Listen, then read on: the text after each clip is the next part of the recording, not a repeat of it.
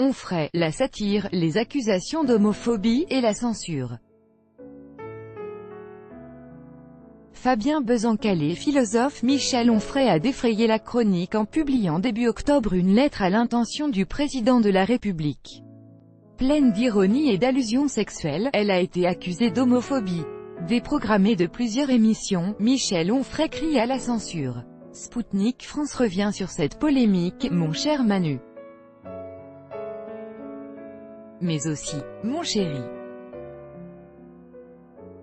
Je me permets en effet cette familiarité, mon cher Manu, car des photos t'ont récemment montré partout sur la toile aux Antilles enlaçant un beau black, bodybuildé en prison, luisant de sueur tropicale, ce qui semble être ravir jusqu'au plus profond, si tu me permets l'expression. Michel Onfray n'a que peu goûté de voir Emmanuel Macron pris en photo le 30 septembre à Saint-Martin entouré de deux jeunes, dont un ex-braqueur.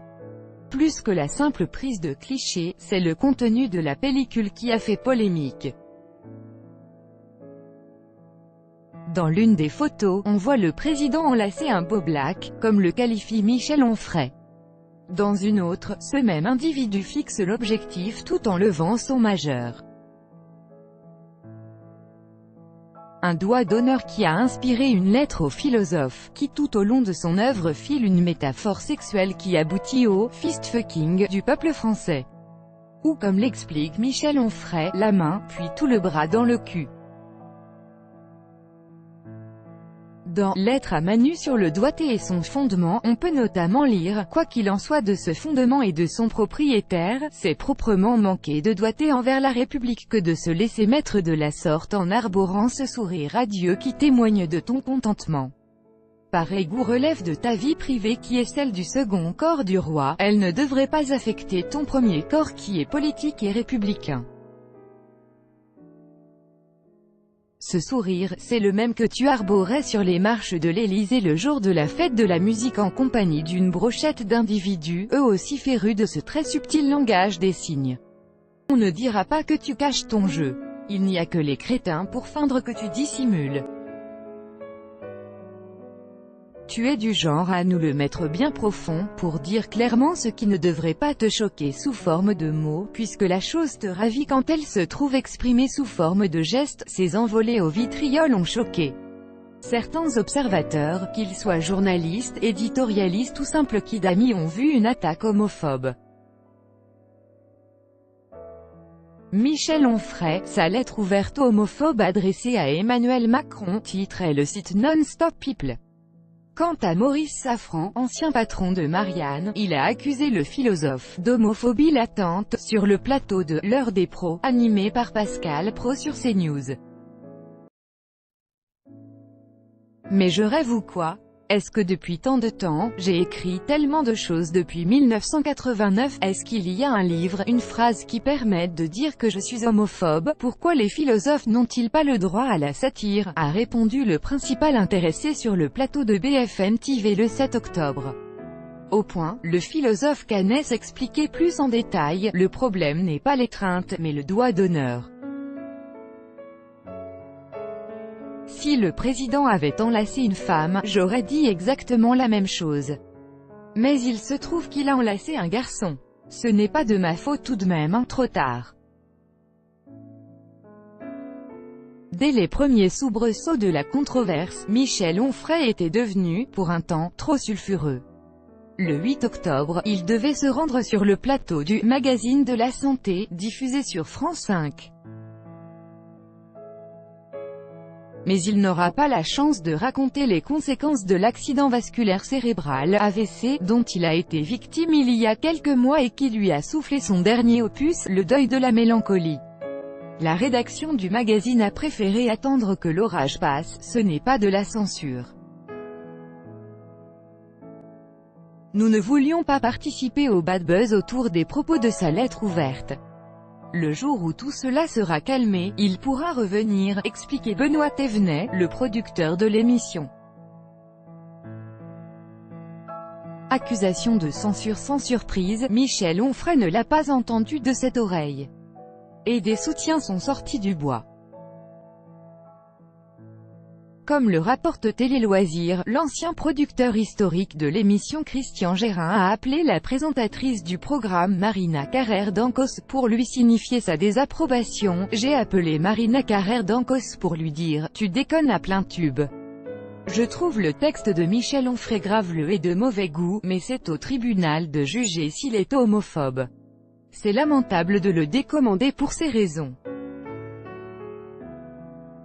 De quel droit on censure un philosophe? Le philosophe assure avoir été également évincé d'un programme de la chaîne cryptée. Canal a été plus malin en m'expliquant qu'ils avaient changé de thème et donc d'invité. Au-delà des ponts du paysage audiovisuel français, Michel Onfray pense que l'Élysée pourrait lui en vouloir personnellement. Le 28 septembre, il annonçait mettre un terme à l'enseignement qu'il prodiguait à ses élèves de l'Université populaire de Caen. Si l'intellectuel normand a décidé de quitter l'estrade d'une institution qu'il a lui-même créée en 2002 et qui visait à fournir une éducation populaire, gratuite et ouverte à tous, c'est qu'une mauvaise nouvelle venait de lui parvenir à l'oreille. Il venait d'apprendre que c'est précisément dans les oreilles des auditeurs de France Culture que ne résonnera plus sa voix. La radio du service public avait décidé d'arrêter de retransmettre ses cours comme elle en avait pris l'habitude chaque été. Michel Onfray émet l'hypothèse d'une décision politique, même s'il prend ses précautions. Sur le plateau de Zemmour et Nolo, le 10 octobre, il a livré son sentiment « Je dis rien. Je dis juste qu'on ne me donne pas d'explication ».